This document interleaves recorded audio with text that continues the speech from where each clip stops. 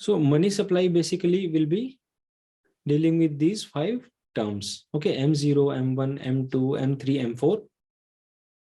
So I was telling that currency plus deposits. Currency will contain what? Notes and coins. Obviously हमारे पास क्या रहता है, या तो नोट रहते हैं, सिक्के रहते हैं, है ना, अशर्फियां तो रहती नहीं है, चांदी की अशर्फी, ठीक है, वो तो सिस्टम चला गया। दो ही चीज हो सकती है, या तो नोट हो सकता है या कॉइन्स हो सकते हैं। डिपॉजिट्स जो हमारा बैंक में पैसा रखा हुआ है। तो अब ये चीजें किस किस को डिनोट करती है, M0, M1, M2, M3, M4, ये किस किस को डिनोट करती है, ये हमारे लिए इंपॉर्टेंट है अभी समझना। ठीक है, तो लेट अस प्रोसीड। और उससे पहले हमें क्या करना होगा, कुछ चीजें हमें समझनी होंगी जो कि बहुत ही ज्यादा इंपॉर्टेंट है आगे बढ़ने से पहले।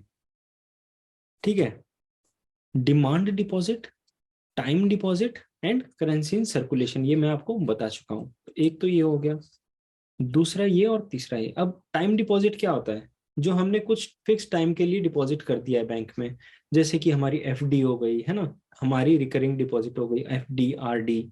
ये चीजें क्या होती है, टाइम डिपॉजिट, यानी कि फिक्स्ड टाइम के बाद ही हमें मिलेंगी। हम ऐसा नहीं है कि आज एफडी जमा करा दी हमने, पैसे जमा करा दिए और फिर 5-6 दिन बाद में जाके निकाल लिए। निकाल सकते हैं, लेकिन उस पर बैंक फिर पेनल्टी लेता है। ठीक है, तो वो फिक्स टाइम के बाद ही हमें निकालना होता है, तो उसको कहते हैं टाइम डिपॉजिट। डिमांड डिपॉजिट क्या होता है, जैसे हम, जैसे मान लो घर वालों ने पैसे भेजे अकाउंट में, हमने अकाउंट से निकाल लिए, इधर भेज दिए उधर भेज दिए, तो वो क्या हो गया, हमारा डिमांड डिपॉजिट्स हो गए वो, यानी जब भी हम डिमांड करें उसको तुरंत बैंक वाले हमें दे दें। ठीक है, तो ये होता है डिमांड डिपॉजिट। अब ये जो डिमांड डिपॉजिट और टाइम डिपॉजिट्स हैं, ये क्या है, बैंक में भी हम जमा करवा सकते हैं पैसा, और पोस्ट ऑफिस में भी ये फैसिलिटी होती है। ध्यान से सुनना आप, है ना। ये डिमांड डिपॉजिट और टाइम डिपॉजिट आप बैंक में भी करवा सकते हैं, और आप पोस्ट ऑफिस में भी ये फैसिलिटी रहती है। यहाँ तक क्लियर है दोनों को आपको? Yes sir. Right. Yes sir. अब इसी से ही हम सब कुछ कर लेंगे स्टेप बाय स्टेप। ओके, और याद रखना लास्ट में मैंने एक ब्लैंक टेबल भी छोड़ा है, ठीक है, तो उसमें आपको भरनी है चीजें, तो बड़े ध्यान से आपको ये सुनना है ताकि कोई चीज मिस नहीं हो जाए। तो लेट अस प्रोसीड। सबसे पहले एक ब्रॉड अंडरस्टैंडिंग कि हाई पावर्ड मनी किसको कहते हैं। जो M0 था ना, वो हाई पावर्ड मनी होता है। जो M0, M1, M2, M3, M4 था, तो उसमें से जो M0 था उसको कहते हैं हाई पावर्ड मनी या रिजर्व मनी। ठीक है, ये आरबीआई का पैसा है बेसिकली। ठीक है, ये आरबीआई का जो पैसा होता है, जो आरबीआई ने अब तक पब्लिश किया है, जो अब तक छापा है उसने, जो अब तक मार्केट में सर्कुलेट करवाया है, उसको हम क्या कहते हैं, M0 कहते हैं। उसमें क्या क्या आ जाएगा, करेंसी इन सर्कुलेशन, वही coins and deposits, bankers deposit with the RBI, यानी जो बैंक होता है वो भी तो आरबीआई में कुछ पैसा डिपॉजिट करता है ना। हमने कल पढ़ा था कि सीआरआर क्या होता है, कैश रिजर्व रेशियो होता है। वो क्या करेगा, बैंक, वो आरबीआई में जमा करेगा। राइट। अच्छा खुशी, आप बताओ, सीआरआर कौन से एक्ट के अंदर आता है? आरबीआई एक्ट ऑफ 1934 में आता है, बैंकिंग रेगुलेशन 1949 में आता है? 1934 में। Very good. तो सीआरआर में क्या होगा, बैंक कुछ पैसा आरबीआई में जमा कराएगा, तो वो जो बैंकर्स डिपॉजिट विद आरबीआई है वो भी इसमें आ जाएगा, हाई पावर्ड मनी में। Plus other deposits with RBI. RBI क्या है कि सेंट्रल बैंक है इंडिया का, तो वो अदर डिपॉजिट्स भी रखता है, जैसे किसी के साथ फॉरेन एक्सचेंज, इंडिया का किसी के साथ फॉरेन एक्सचेंज चल रहा है, ठीक है, तो इस तरह के अदर डिपॉजिट्स, गवर्नमेंट के कुछ डिपॉजिट्स भी रखता है, तो अन्य सारे डिपॉजिट उसमें इंक्लूड कर लिए जाते हैं। तो ये, हालांकि इसकी और जैसे अदर डिपॉजिट्स में है ना, काफी एक लिस्टिंग होती है कि ये वाला डिपॉजिट, वो वाला डिपॉजिट, तो वो यूपीएससी में काम नहीं आता है कि इतना डिटेल में हम कोई बैंकिंग का एग्जाम नहीं दे रहे हैं कुछ, तो उसमें इतना डिटेल में जाने की जरूरत नहीं है। अदर डिपॉजिट्स आप कर लेंगे तो मोर देन एनफ है। ठीक है, तो ये हो गया, तो ये हो गई M0। यहाँ तक M0 हमने कवर कर लिया है। अब हम आगे बढ़ने वाले हैं कि आगे के वो M1, M2, M3, M4 क्या होते हैं। तो ये रिजर्व मनी हो गया किसका, रिजर्व बैंक का। ठीक है, ऐसे समझ लो, हाई पावर्ड मनी भी इसको बोलते हैं, M0। अब एक बहुत ही स्पेसिफिक क्लासिफिकेशन मैंने इसमें कर दिया है, ठीक है, ताकि आपको इजीली समझ में आ जाए चीजें, आपको कोई प्रॉब्लम ना हो इसमें। अब वो क्या कैसे किया है कि आपको ऐसे याद रखना है कि M0 तो किसका पैसा है, आरबीआई का, और जो बच गया M1 M2 M3 M4 वो किसका है, कॉमर्शियल बैंक्स का पैसा है, वो कॉमर्शियल बैंक्स का पैसा है। उसमें भी आपको क्या कैटेगरी, M1 M3 एक जगह याद रखना और M2 M4 एक जगह याद रखना। क्यों ऐसा क्यों किया है कि जो M1 और M3 होते हैं ना, इनको पोस्ट ऑफिस से कोई मतलब नहीं होता है। ये जो M1 M3 जो ये वैल्यूज होती हैं, इनमें पोस्ट ऑफिस का कोई भी पैसा कैलकुलेट नहीं होता है। याद कर लो, 2 सेकंड का ब्रेक ले लो कि M1 और M3 में पोस्ट ऑफिस का कोई भी पैसा इंक्लूड नहीं होता है, सबसे पहली बात। तो ऑब्वियसली क्लैरिटी आ गई दिमाग में। M0 क्या था, आरबीआई का पैसा था। M1 और M3 में पोस्ट ऑफिस का कोई पैसा नहीं होता है, ठीक है, यहाँ तक क्लैरिटी आ गई। तो किसका होता है, ये सिर्फ बैंक का पैसा होता है। और बैंक में भी हमने क्या पढ़ा था, 2 तरह के डिपॉजिट्स होते हैं, बता सकते हो? एक तो सर डिमांड डिपॉजिट और दूसरा टाइम डिपॉजिट। वेरी गुड, पहला डिमांड डिपॉजिट और दूसरा फिर टाइम डिपॉजिट। और इसी फॉर्मेट में याद करना है आपको। देखो सीयू तो सब जगह ही आएगा, ये तो आप रखो दिमाग में, ऑलरेडी फिट कर लो, ठीक है। सीयू करेंसी इन सर्कुलेशन, वो तो आएगा ही, सभी M0 M1 M2 M3 M4 सब में आएगा वो, ठीक है। तो सीयू तो रहेगा ही रहेगा। अब M1 और M3 की हम बात कर रहे हैं, तो M1 और M3 की बात करते टाइम M1 में क्या इंक्लूड होता है, CU प्लस DD, और M3 में क्या इंक्लूड होता है, CU प्लस DD और TD भी, ठीक है, यानी डिमांड डिपॉजिट और टाइम डिपॉजिट। तो CU को आप कॉमन लेके एक बार दिमाग में फिट कर लो, तो ऐसे याद रखना कि M1 में क्या आ जाएगा, DD आएगा, और M3 में DD और TD दोनों आ जाएंगे, है ना। ये फॉर्मेट आप याद रखो एक बार कि DD और फिर DD और TD दोनों। ये किसका हो गया, M3 और M1 का हो गया। अब इसी में ही हम थोड़ा सा आगे बढ़ेंगे। अच्छा, यहां तक कुछ प्रॉब्लम है?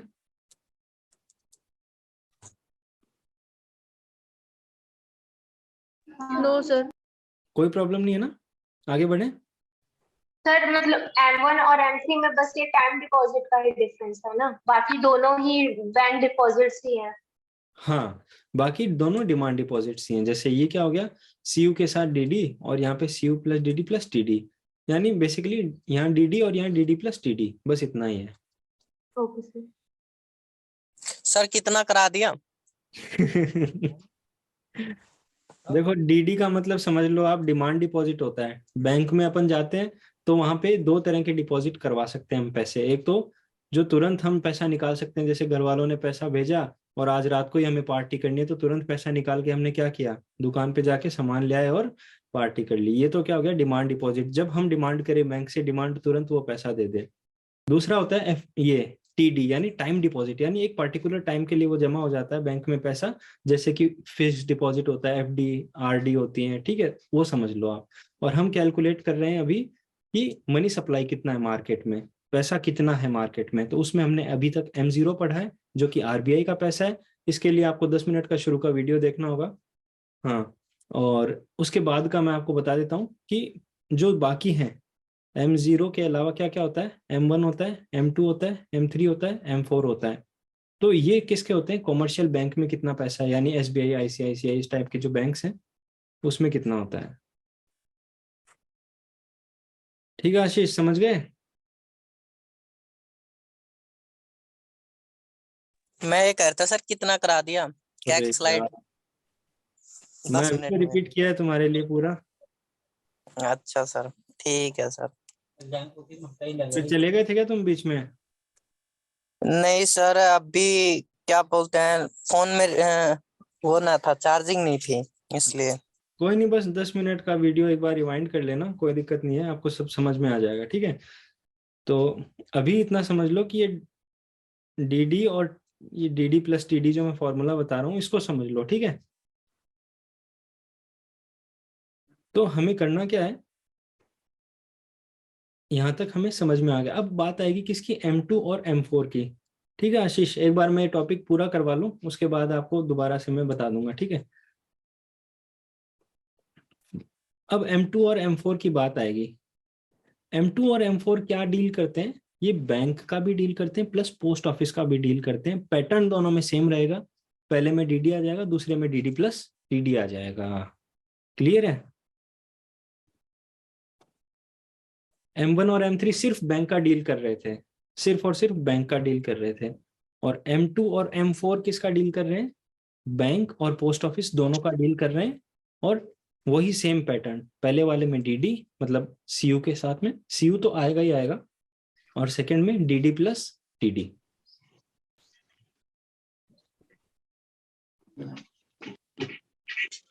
खुश रहना सर।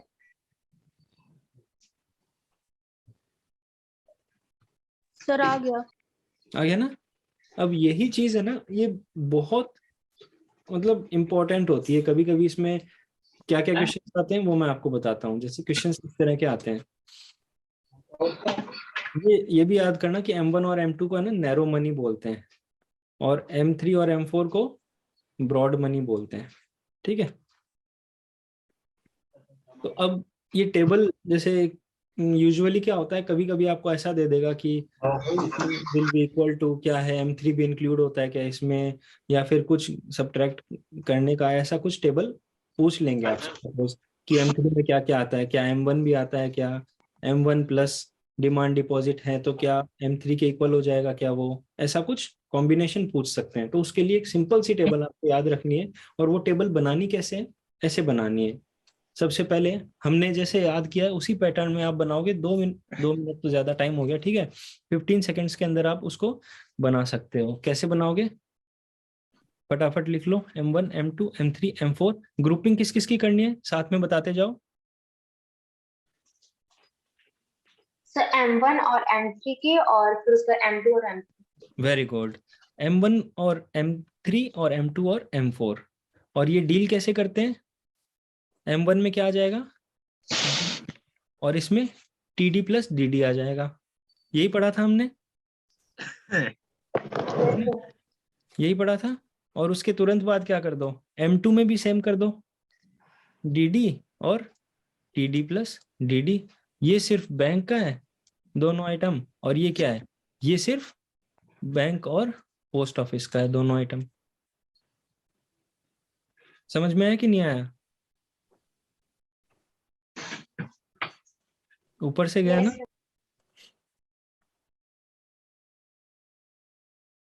वेनेसा का तो लगता है समझ ही नहीं आया। नहीं आया ना वेनेसा? नहीं आया सर। देखो हमने क्या किया था, हमने ऐसे पढ़ा था, हमने इनकी ग्रुपिंग से याद किया था हमने इनको, कि हमने M1 और M3 को एक जगह कर दिया था और उसमें पैटर्न याद कर लिया था DD DD प्लस TD। ठीक है? उसी तरह हमने क्या किया था, M2 और M4 की ग्रुपिंग कर दी थी और क्या याद किया था, सेम पैटर्न DD और DD प्लस TD। M1 और M3 में पोस्ट ऑफिस से कोई मतलब नहीं था, ये सिर्फ बैंक से डील करते हैं दोनों। यानी कि जो मनी कैलकुलेट हो रही है मार्केट की वो सिर्फ बैंक वाली हो रही है, पोस्ट ऑफिस वाली नहीं करते हैं। और M2 और M4 क्या करते हैं, बैंक और पोस्ट ऑफिस दोनों की मनी कैलकुलेट करते हैं। तो M2 और M4 में क्या हो जाएगा, बैंक और पोस्ट ऑफिस दोनों का आ जाएगा, और इसमें सिर्फ बैंक का आ जाएगा। अब हम जब क्वेश्चन आएगा ना एग्जाम में कि बताओ M3 और M1 का क्या रिलेशन है, किस में क्या सब्ट्रैक्ट करने से क्या आता है ना, इस टाइप का अगर कोई भी क्वेश्चन आएगा, वो कैसा आएगा वो अभी हम डिस्कस करेंगे। तो उसके लिए हमें क्या करना है, एक टेबल बना लेनी है फटाफट। टेबल कैसे बनानी है, ये छोटी सी टेबल बनाई, इसमें M1 M2 M3 M4 लिख लिया। ग्रुपिंग बताओ वेनेसा, आप बताओ किस किस की होगी। M1 M3 और यस सर। M2 है ना, ऐसे हो जाएगी याद। सेम पैटर्न रहेगा, DD आएगा, TD प्लस DD आ जाएगा। M1 और M3 दोनों में भर दिया, M1 में DD और M3 में TD प्लस DD। M2 में क्या आ जाएगा, फिर DD और इसमें फिर TD प्लस DD। M1 और M3 किस किस से डील करते हैं फटाफट बताओ वेनेसा। पोस्ट ऑफिस से, सॉरी बैंक से। बैंक से। तो ये दोनों क्या हो गए, बैंक के हो गए। और ये दोनों किससे डील करते हैं, M2 और M4, बैंक और पोस्ट ऑफिस दोनों से। तो बैंक और पोस्ट ऑफिस दोनों से हो गया। बस बन गई आपकी टेबल। अब आपको कोई कुछ भी पूछे, कुछ भी पूछे, आप इस एक सिंपल सी टेबल से सारे जवाब दे सकते हो, सारे जवाब दे सकते हो। आप कैसे दोगे अभी अभी हम देखेंगे। उससे पहले एक चीज और मैं आपको बता देता हूँ कि ये मोस्ट लिक्विड लिखा है, इसका मतलब क्या है। यानी कि ये जो मनी है ना, ये मोस्ट लिक्विड है।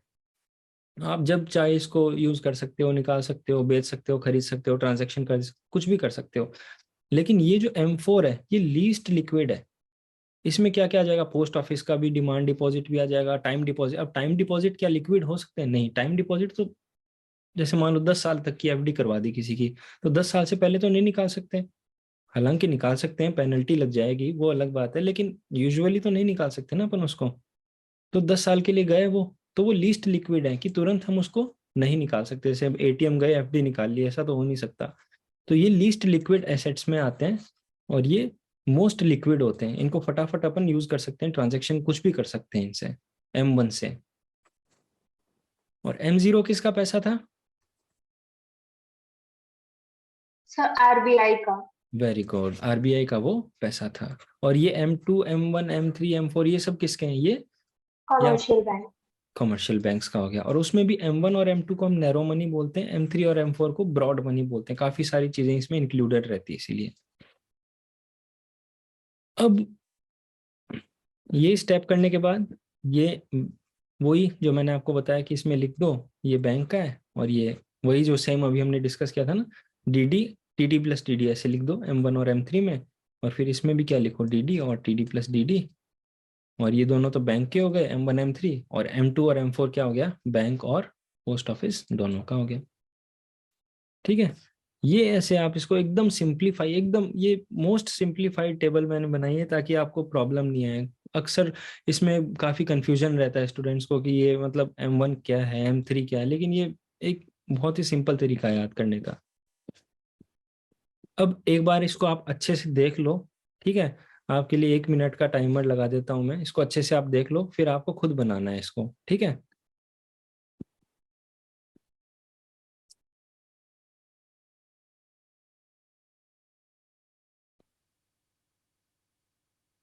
अभी ये भी है कि अगर किसी को समझ में नहीं आया तो पूछ लो आप मुझसे, किसी चीज में कुछ भी डाउट है तो। मीनवाइल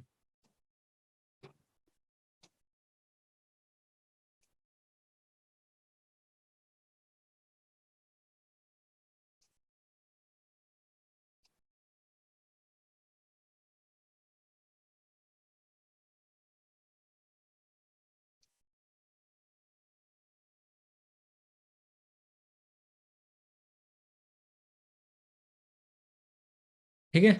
अब कॉपी और पेन उठाओ और फटाफट इसको बना डालो, ठीक है। और बना के मुझे सेंड करो आप।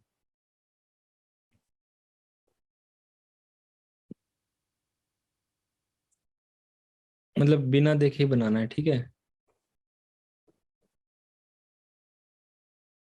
सारे कॉलम्स भर के, ये दो छोड़ देना, ये वाला और ये वाला, ये और ये।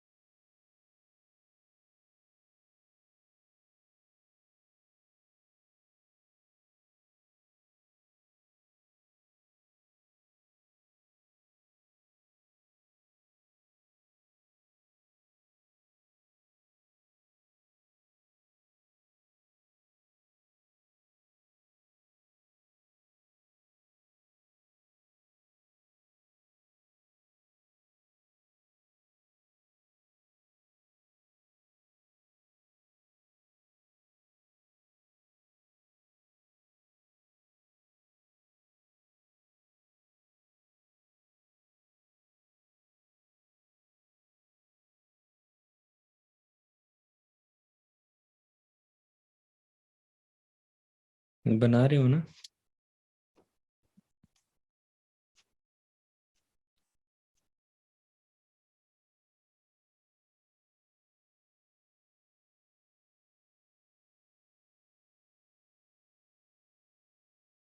वेरी गुड वेरी गुड, बहुत सही बना दिया आपने एकदम। DD plus TD bank PO very good, very good, very good, सही है।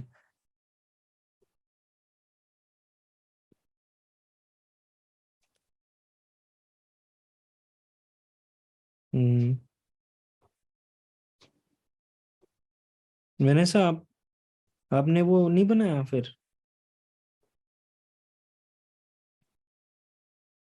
नहीं नहीं नहीं नहीं। थोड़ी गलती हो गई आप वाले में वेनेसा।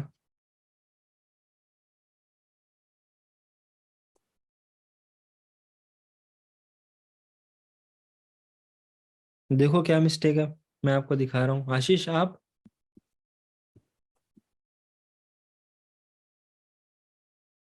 सर बना रहे हैं। हम्म,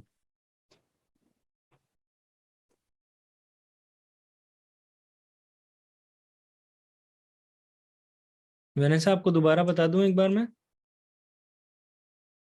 यस सर।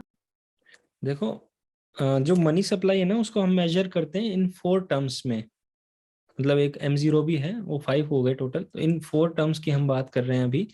और इनका मेजरमेंट क्या है, इनको हम ऐसे ग्रुप कर देते हैं, जैसे मैंने यहाँ आपको बताया कि जो M1 और M3 है ना, वो सिर्फ बैंक की ही बात करते हैं, उन्हें पोस्ट ऑफिस से कोई मतलब नहीं है। देखो ये वाली स्लाइड में हमने बताया था ना, ये देखो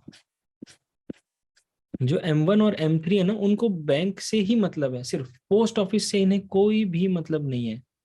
तो M1 और M3 को पोस्ट ऑफिस से कोई भी मतलब नहीं है, इतना तो आप समझ लो कि पोस्ट ऑफिस आएगा ही नहीं इनके टर्म्स में, M1 और M3 में। और एक और पैटर्न जो आपको याद रखना है कि M1 और M3 जैसे यहाँ पे है ना, उसी तरह यहाँ M2 और M4 भी है। तो CU तो सब में आएगा ही आएगा, M1 M2 M3 M4। उसके बाद में जो पैटर्न है वो क्या है, DD और DD प्लस TD। इसी तरह यहाँ पे DD और यहाँ DD प्लस TD। ये किसका है, M1 M2 और M4 किसका है, बैंक और पोस्ट ऑफिस दोनों का है। और ये सिर्फ बैंक का है। ठीक, ये आपको क्लियर हुआ? Yes sir. अब हम जब टेबल में जाएंगे ना, तो टेबल में हमें इस तरह फॉर्मेशन करना है। ये देखो टेबल इस तरह बन जाएगा, M1 M2 M3 M4 ये हमने लिखे। ठीक है, CU सब में आ जाएगा, तो इसको मैंने अलग लिख दिया, ठीक है, ताकि हमें याद रहे CU अलग से। अब M1 और M3 क्या है, सिर्फ बैंक के ही हैं। ठीक है, और पैटर्न क्या था, M1 में क्या आता था, DD, और M3 में क्या आता था, TD और टीडी। DD दोनों आते थे। उसी तरह सेम ही पैटर्न M2 और M4 में भी रहता है। M2 और M4 में भी सेम ही तो पैटर्न रहता है, पहले DD आ गया और फिर TD और DD आ गए। बस फर्क इतना है कि M1 और M3 क्या है, सिर्फ बैंक से डील करते हैं, देखो। लेकिन M2 और M4 बैंक और पोस्ट ऑफिस दोनों से डील करते हैं। ये देखो, बैंक और पोस्ट ऑफिस, बैंक और पोस्ट ऑफिस, ऐसे बनाओ। अब एक फटाफट बना के मुझे भेज दो, है ना आशीष आप? सर भेज रहा हूँ। हम्म,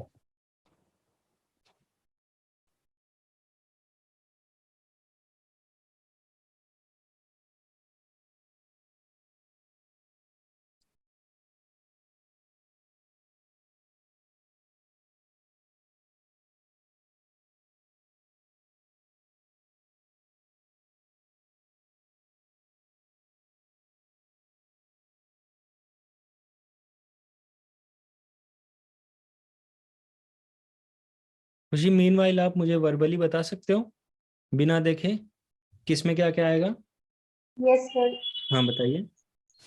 सर 4 टाइप्स है पहले इसके, M1 M2 M3 और M4, जिसमें से M1 और M2 को हम लोग नैरो मनी बोलते हैं, और फिर M3 और M4 को जो है उसको ब्रॉड मनी के कैटेगरी में रखते हैं। उसके राइट, बाद फिर से जो M1 और M3 है वो बस बैंक से डील करते हैं, और जिसमें से जो M1 है वो CU प्लस डिमांड डिपॉजिट होता है, और M3 जो होता है वो CU plus demand deposit plus time deposit होता है।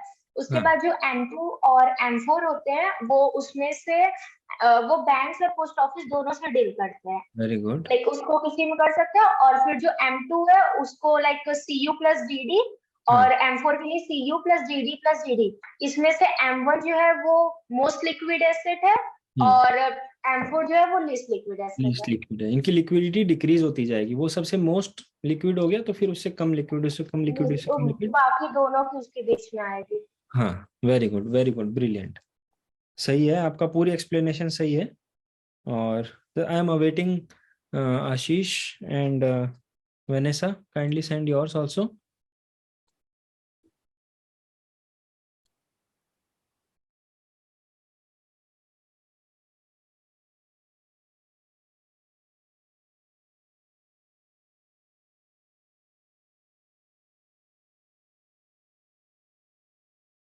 आशीष का आ गया मेरे पास। हम्म, हम्म, यार इतना साफ क्यों लिखते हो, ये दिख नहीं पाता मुझे। डीएसएलआर से फोटो क्लिक किए क्या? भाई रुको, थोड़ा सा ध्यान से देखना पड़ेगा। Narrow money, broad money, M1 M2 CU DD bank का, यस डीडी बैंक सही है। डीडी प्लस टीडी बैंक, सही है। Bank and post office TD plus DD, ठीक है। Least liquid most liquid, correct. Ashish आपका एकदम करेक्ट है। Narrow money, this DD of bank, DD bank, DD of bank. मैंने साहब आपने लास्ट में जो है M4 में क्या लिखा है? DD and DD of the post office and bank. DD and TD both आएगा ना?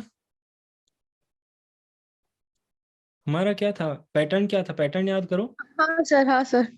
डीडी और TD plus DD, same pattern इसमें और इसमें, मतलब ये और ये है ना, फर्स्ट और third DD, TD plus DD, फिर इसमें भी डीडी और डीडी प्लस टीडी, ऐसे। याद आ रहा है कुछ? Yes sir. राइट, सो ऐसे हो जाएगा ये। तो एक छोटा सा इसमें ये आप चेंज कर लेना है ना, DD plus TD of bank and PO. चलो सही है। मतलब थोड़ा बहुत अगर अभी भी कुछ डाउट रहे ना, आप एक बार फटाफट लेक्चर को दोबारा से 2x पे रिवाइंड कर लेना। और now let us proceed. The reserve money, so it is also called central bank money. इसके 3 नाम हो गए, ये चौथा नाम मॉनिटरी बेस, बेस मनी और हाई पावर्ड मनी। ये इतने सारे, कुछ भी अगर एग्जाम। सर सर सर एक मिनट। सर वो जो पीछे टॉपिक था जिसमें थोड़ा हम बता, एक बार बराबरली बता दे एक बार। हाँ चलो मैं आपको थोड़ा सा थोड़ा हमें बता देता हूँ। कॉन्सेप्ट। ठीक है, कंसेप्ट इतना ही था कि जो हम मनी सप्लाई है ना, उसको जब कैलकुलेट करते हैं तो उसके 4-5 टर्म्स होते हैं कैलकुलेट करने के लिए। और M0 क्या होता है? M0 आपका होता है RBI का पैसा, और M1 M2 M3 M4 होता है कॉमर्शियल बैंक्स का पैसा। ठीक। डिमांड डिपॉजिट और टाइम डिपॉजिट क्या होते हैं? डिमांड डिपॉजिट वो होता है जो हम तुरंत निकाल सकते हैं पैसा, जैसे ही जरूरत पड़ी ATM गए निकाला फटाफट, वो वाला पैसा। फिक्स डिपॉजिट, रिकरिंग डिपॉजिट, ये सब क्या होते हैं? Time deposit. क्यों? क्योंकि इनको हम कुछ टाइम के लिए डिपॉजिट करते हैं। तो उस ये, टाइम के लिए डिपॉजिट। हाँ जैसे मान लो 10 साल की FD करा दी तो वो टाइम डिपॉजिट हो गया। ये कंसेप्ट था, ठीक है। ब्रॉड कंसेप्ट मैंने आपको ठीक। बता दिया है, बाकी आप मतलब और समझ जाओगे जब ठीक है ना।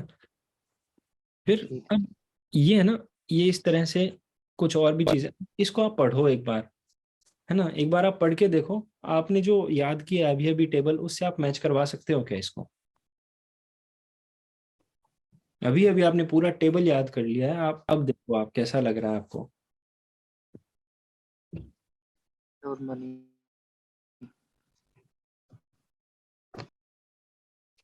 एक ये चीज और बता देता हूँ कि ये नेट डिमांड डिपॉजिट क्या होता है। मतलब बैंक में ना बहुत सारे तरह के डिपॉजिट्स होते हैं बेसिकली। हम लोगों के भी डिपॉजिट होते हैं, और कई बार क्या होता है इंटर बैंक डिपॉजिट भी होता है। जैसे मान लो मैंने चेक काट दिया, है ना, और सामने वाला जो बंदा है वो उसका SBI में अकाउंट है, मेरा ICICI में है या ऐसे कुछ है। तो अगर उस जब मैं इधर से भेज रहा हूँ उसको, ठीक है, तो वो कुछ देर के लिए पैसा एक इस बैंक का दूसरे बैंक में डिपॉजिट हो जाता है। तो उसको हम कहते हैं इंटर बैंक डिपॉजिट। वो हम कभी काउंट नहीं करते हैं, क्यों? क्योंकि फिर वो उसको अगर उसमें भी काउंट कर लेंगे और मेरे अकाउंट में भी काउंट कर लेंगे, और फिर थोड़ी देर बाद उसके अकाउंट में चला जाएगा उसमें भी काउंट कर लेंगे, तो क्या है वो मिस्टेक हो जाती है। वो काउंट करना गलत हो जाता है, काउंटिंग गलत हो जाती है उसकी। इसीलिए इंटरबैंक डिपॉजिट हम काउंट नहीं करते हैं, याद रखना। कभी भी क्वेश्चन आए फटाफट इसको रॉन्ग कर देना कि इंटरबैंक डिपॉजिट जो है ऐसे काउंट नहीं होते हैं, ठीक है।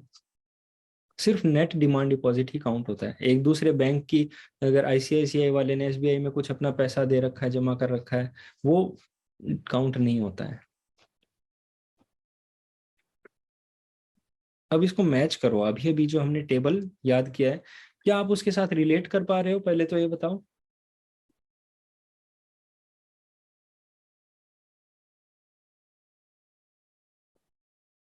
Yes sir. है ना? देखो, सी यू क्या था, सॉरी M1 क्या था, सी यू प्लस डी था, है ना?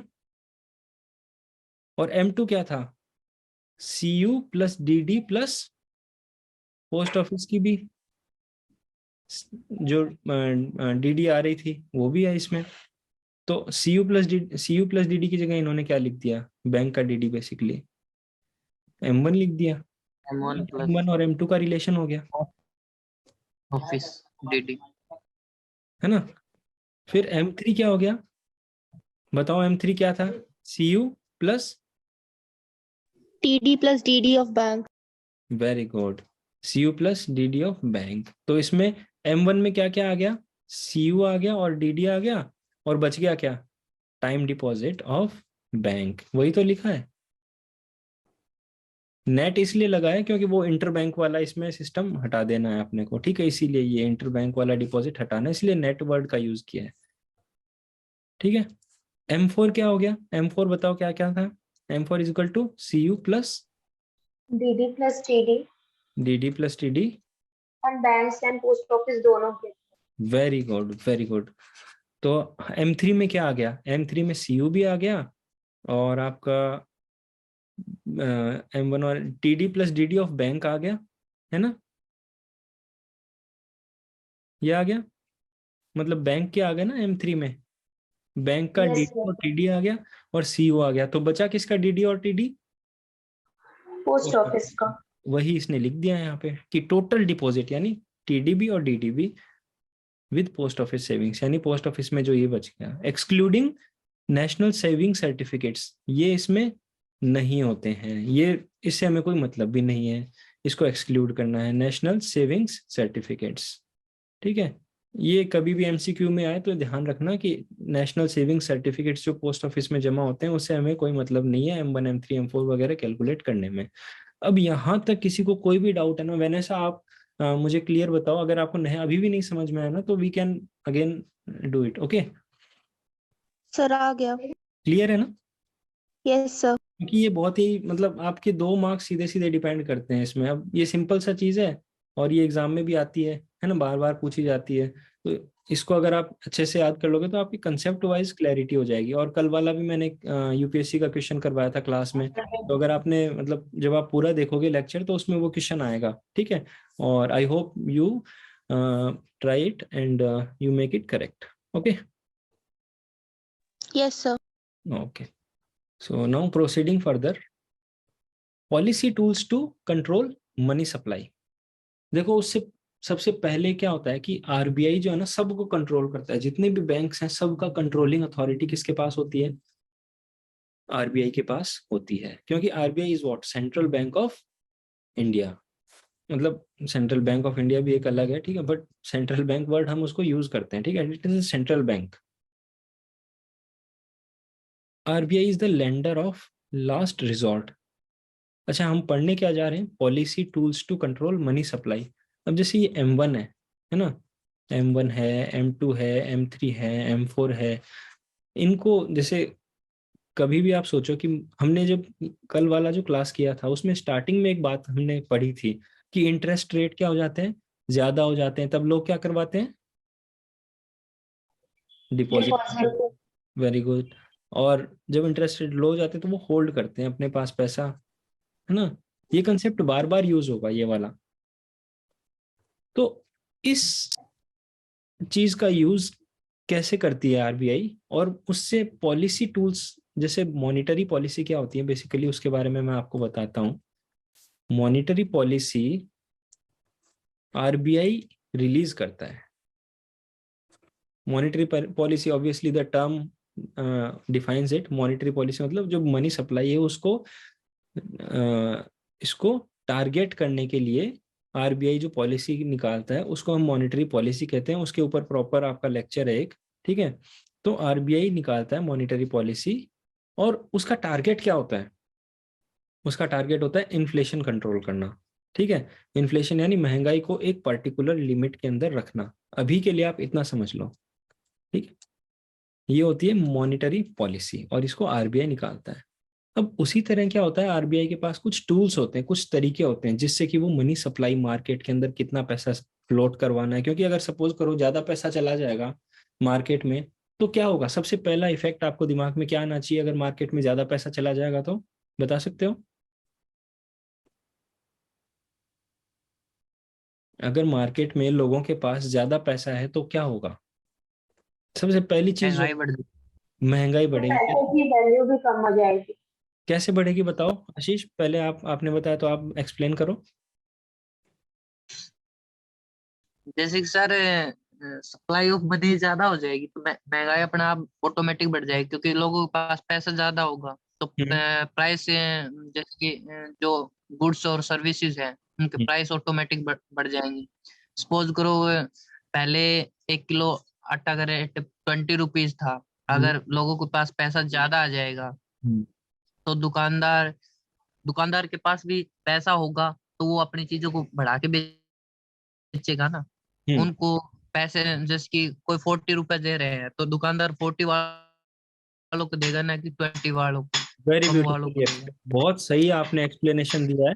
इसको मैं थोड़ा इकोनॉमी के टर्म्स में बोल दूं तो क्या हो जाएगा? जब मनी सप्लाई मार्केट में बढ़ जाएगा, ठीक है, तो क्या होगा? लोगों की परचेजिंग पावर बढ़ जाएगी, यानी कि उनकी खरीदने की क्षमता बढ़ जाएगी, परचेजिंग पावर उनकी बढ़ जाएगी। जिससे क्या होगा? जो पहले सपोज करो कि चीज कोई आदमी खरीद रहे थे, अब उनकी डिमांड क्या है चीजों की? बढ़ जाएगी ऑब्वियसली, क्योंकि लोगों के पास पैसा आ गया तो उस चीज की क्या डिमांड बढ़ जाएगी, और किसी की भी डिमांड बढ़ जाती है तो उसके भाव बढ़ जाते हैं, ठीक है। तो जैसे मान लो कि आपने क्या किया, कोई भी, जैसे आपने आटे का एग्जांपल दिया, ठीक है, तो अब और ज्यादा लोग खरीदेंगे। गेहूं का ले लो आप, तो ज्यादा लोग खरीदेंगे तो ज्यादा से ज्यादा उसके क्या होंगे? प्राइस बढ़ेंगे कि हाँ भाई ज्यादा लोग खरीद रहे हैं तो अपन मनमांगी कीमत मांगेगा वो, ठीक है, बेचने वाला व्यक्ति। तो जैसे उसकी डिमांड बढ़ेगी तो क्या होगा? उसकी प्राइस बढ़ जाएगी, ठीक है। इसका मतलब इन्फ्लेशन की शुरुआत हो जाएगी। और ये शुरुआत कहाँ से हुई थी? मनी सप्लाई इंक्रीज होने से। इसीलिए आरबीआई क्या करता है कि मनी सप्लाई को कंट्रोल करता है। ये पूरा सीक्वेंस समझ में आया कि नहीं आया? Yes sir. आ गया? सभी को आ गया? Yes, sir.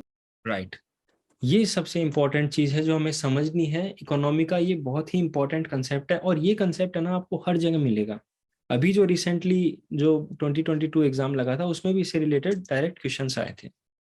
वो क्या क्वेश्चंस थे वो तो हम पूरा, मैं एक सीरीज भी लास्ट में प्रीलिम्स जब आने वाला होगा तो उसमें वो एक पीवाईक्यू की सीरीज स्टार्ट कर दूंगा जिसमें डेली 5-10 पीवाईक्यू आपको करवा दूंगा। तो आप मतलब पीवाईक्यू मतलब प्रीवियस ईयर क्वेश्चंस, तो वहां से आपको पेपर किस तरह आ रहा है, आजकल क्या ट्रेंड है, वो उसका भी आपको आइडिया लग जाएगा, ठीक है। तो अभी हम कंसेप्ट क्लियर कर लेते हैं, उसके बाद हम एडवांस लेवल क्वेश्चंस भी स्टार्ट कर देंगे। तो क्या क्या पॉलिसी टूल्स हैं, है ना, वो हम डिस्कस करेंगे। उससे पहले कुछ एक दो बातें आरबीआई के बारे में और कर लेते हैं। वो ये है, it is the lender of last resort. क्योंकि ये क्या है, जैसे किसी भी बैंक के पास, जैसे हमारा पैसा क्या है, बैंक में जमा है, बैंक का पैसा आरबीआई में जमा है। बैंक अगर कुछ भी बुरी स्थिति से डूब रहा है ना, मान लो खत्म ही होने वाला है अब, तो क्या हो जाएगा? वो आरबीआई के पास मदद मांगने के लिए वो जाएगा कि please give me some help, okay. तो इसीलिए हम उसको क्या कहते हैं? लेंडर ऑफ लास्ट, यानी सब कुछ ट्राई कर लिया बैंक ने, कुछ नहीं बचा उसके पास अब, तो वो लास्ट में आरबीआई के पास जाता है, प्लीज हमारी मदद करो, ठीक है।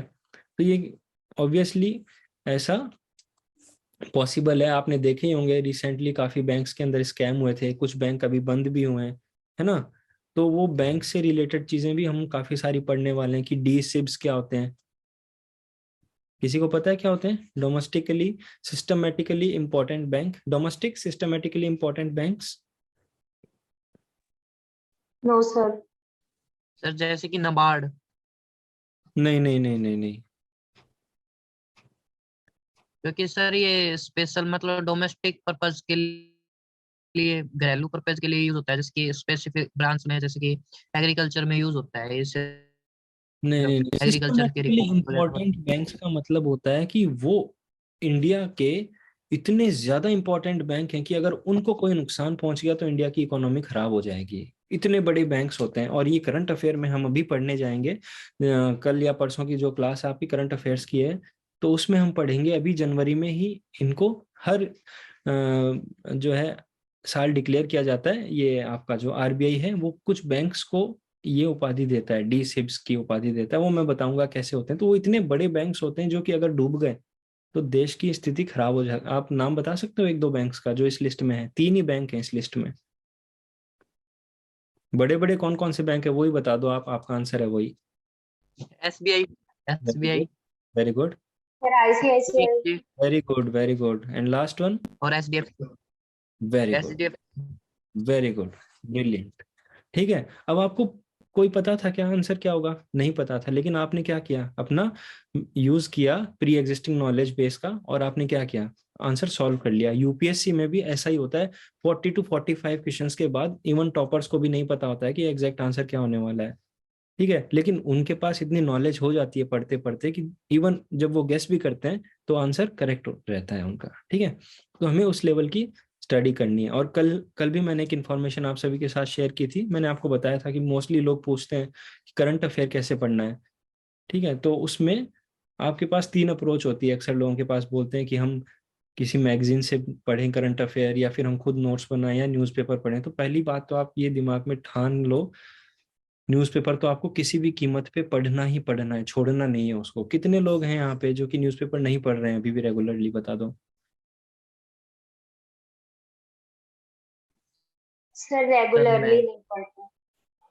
सर आप। मैं तो नहीं।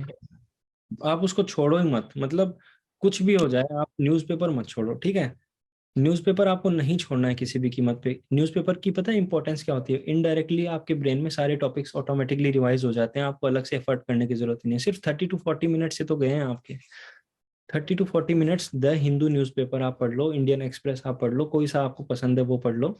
ठीक है, लेकिन 30 to 40 मिनट्स के इनडायरेक्टली आपके सारे टॉपिक्स कवर हो जाते हैं। सारे टॉपिक्स मतलब जो भी करंट में चल रहे होते हैं। अब जैसे यहाँ तो मैं आपको बता दूंगा टॉपिक, अब उसके बाद क्या है, आप उसको छोड़ दोगे, हाँ पढ़ेंगे रिवाइज करेंगे, लेकिन जैसे ही सपोज करो अभी आपने क्या पढ़ा था, फॉरेस्ट फॉरेस्ट कंजर्वेशन रूल्स हो गए क्या? No sir. भी हुए ना?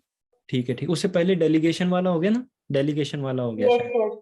डेली अब ये वर्ड अगर न्यूज़पेपर में कहीं भी आएगा ना तो आपके मतलब आप ये समझ लेना कि ब्रेन अपने आप एक्टिवेट हो जाएगा कि ये मेरा पढ़ा हुआ है, और ये एग्जाम्पल बन सकता है मेंस के आंसर में।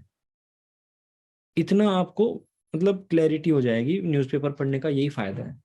तो आपको रिवीजन बार बार ऐसे खुद परेशान होकर ऐसे रिवीजन नहीं करना पड़ेगा, ऑटोमेटिक रिवीजन हो जाता है। तो ये बेनिफिट है उस चीज़ का। तो आप अभी से आज से ये फाइनल कर लो कि नहीं, न्यूज़पेपर पढ़े बिना तो मुझे सोना ही नहीं है। ठीक है, तो न्यूज़पेपर हो गया, और जो भी यहाँ से करंट अफेयर्स हम करेंगे, और आपके नोट्स। ठीक है, ये आपको हर टाइम रिवीजन करना ही करना है। आगे बढ़ते हैं। आरबीआई इश्यूज करेंसी, हम सबको पता है। लेंड्स टू बैंक्स, ये भी हम सबको पता है। और हेल्प्स बैंक्स इन डिस्ट्रेस, ये भी हम सबको पता है। ये इसके कुछ बेसिक हैं। और controls the money supply using various tools. अब टूल्स क्या क्या हैं आरबीआई के? एक तो होता है क्वांटिटेटिव और एक होता है क्वालिटेटिव।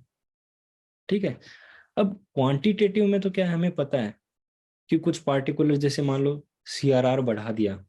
अब सीआरआर अभी कितना है बता सकते हो खुशी? सर 4.5। Exactly exactly.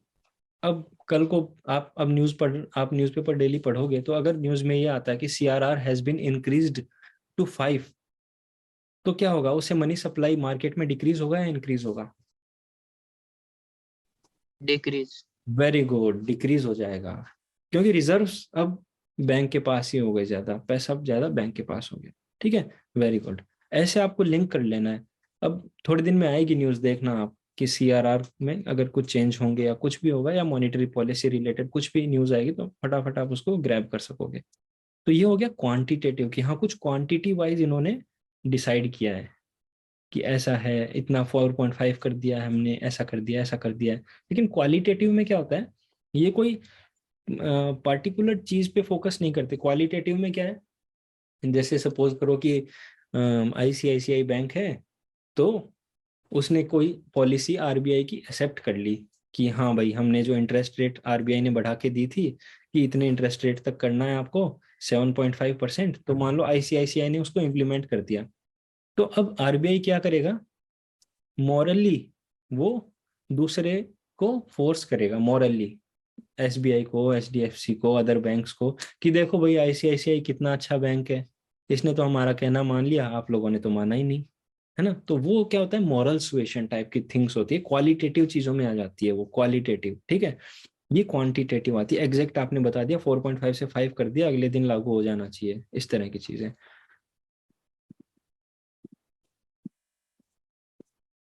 ये मैंने क्या किया है, कुछ डायरेक्ट डेफिनेशन ही उठा ली है, ठीक है, आरबीआई के पेज से, क्योंकि अक्सर क्या होगा, अक्सर आपको ये चीजों में ऐसे डाउट आएगा कि वो रेपो रेट क्या थी, है ना, एसडीएफ क्या था, मार्जिनल, जैसे ये सारे ना टूल्स होते हैं।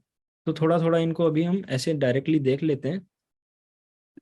ये इसीलिए किया गया है ताकि एक आपके पास रेफरेंस हो जाए, कल को कुछ भी कंफ्यूजन हो तो आप ऐसे ढूंढो नहीं जाके कि आरबीआई की वेबसाइट पे ढूंढ रहे हो, देख रहे हो क्या था वो, है ना, एमएसएफ क्या था, एलएएफ क्या था, है ना, ये आपको वहां जाके ढूंढना नहीं पड़े। इसीलिए ये पर्टिकुलर डेफिनेशन ही मैंने यहाँ पे पेस्ट कर दी है, ठीक है, ये सीधी आरबीआई की वहीं से ही है। तो ये आपको ये भी सोचने की जरूरत नहीं है कि ये सोर्स इसका क्या है, ये डायरेक्ट आरबीआई। और हाँ दूसरी बात ये है कि आपको कहीं भी कुछ भी डाउट आता है ना, कभी भी किसी गवर्नमेंट रिलेटेड चीज से, उनकी वेबसाइट पे चले जाया करो, इतनी शानदार टर्मिनोलॉजी में वो लोग एक्सप्लेन करते हैं, और आपको मेंस के लिए वर्ड्स भी मिल जाएंगे वहां से, और आपका नॉलेज भी बहुत वाइड हो जाएगा, ठीक है।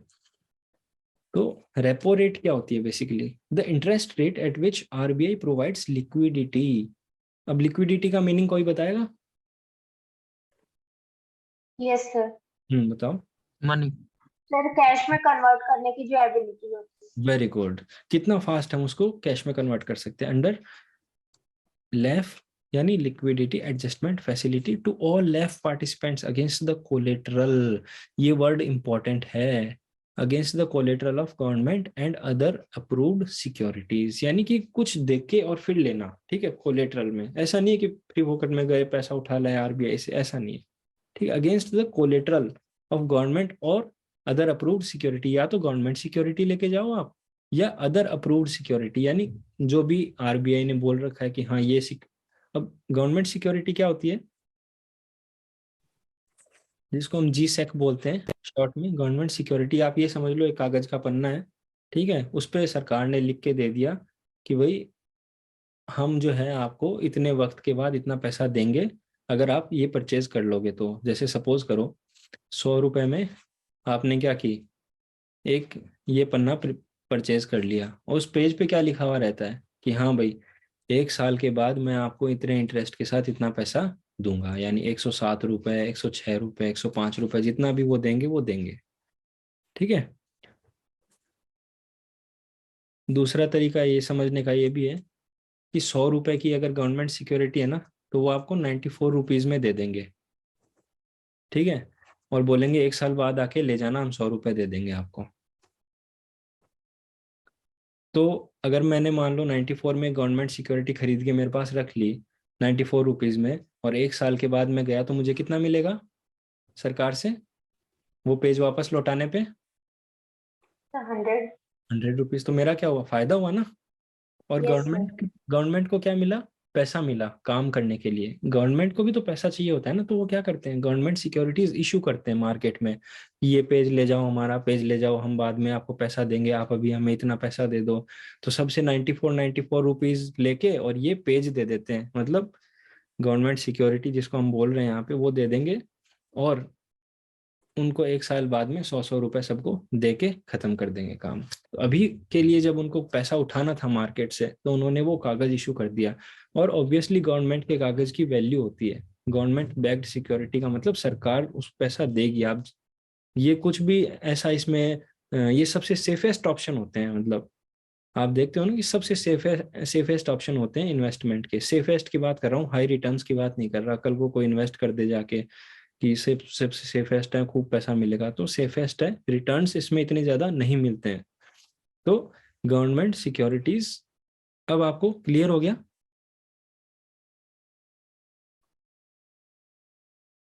Yes sir.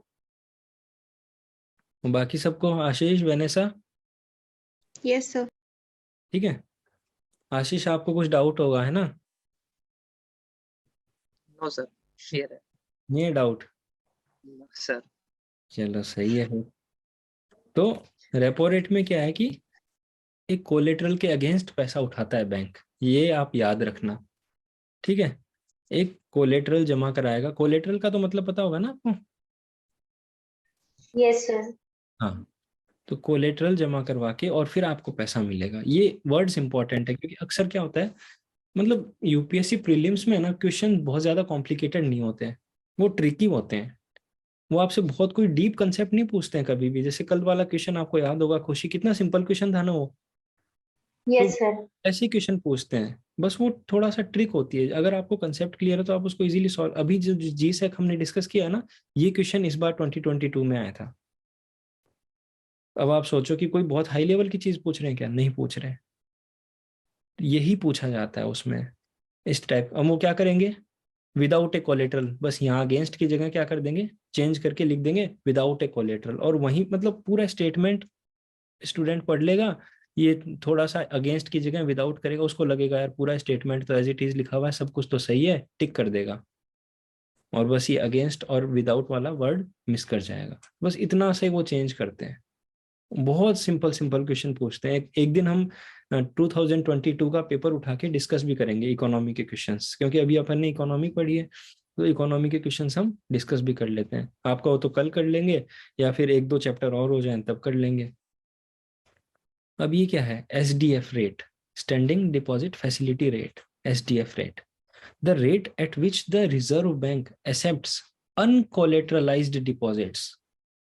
चमक रहा है दिमाग में, कुछ अलग हो रहा है यहाँ पे?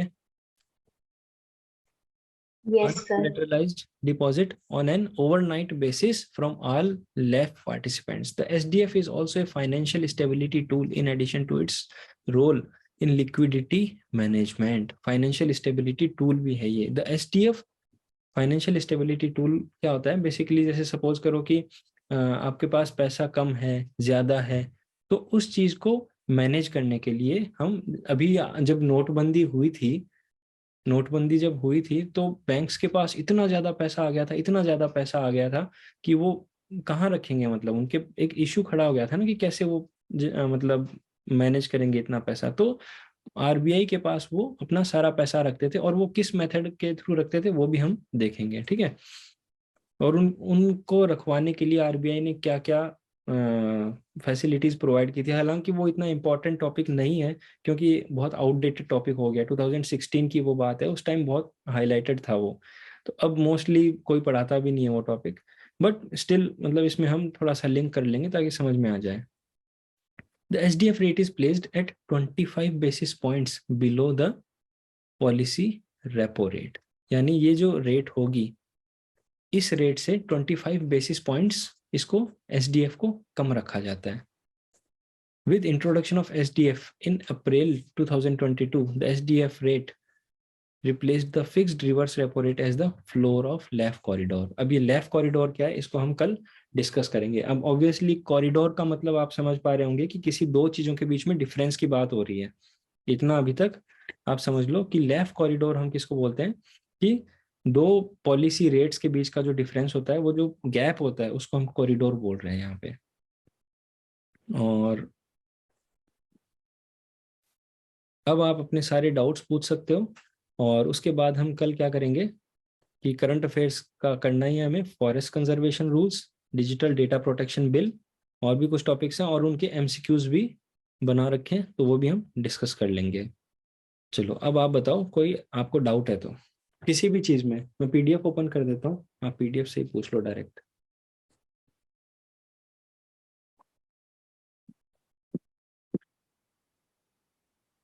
आशीष, वनेसा, खुशी, एनी डाउट?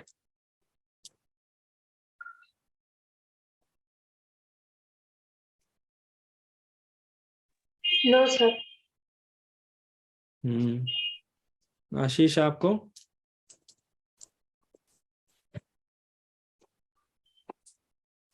जो कल कराया था आपने शक्ल कराया था, उसमें डाउट है?